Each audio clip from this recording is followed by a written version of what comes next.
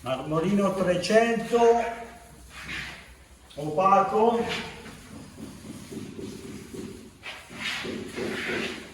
giusto a dargli una lisciata, basta, che il cliente in questo caso vuole vedere qualche puntino, un po' il muro un po' rovinato.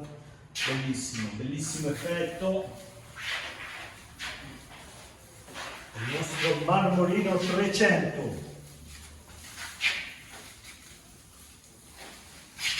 Adesso in fase di asciugatura, guardate che bello.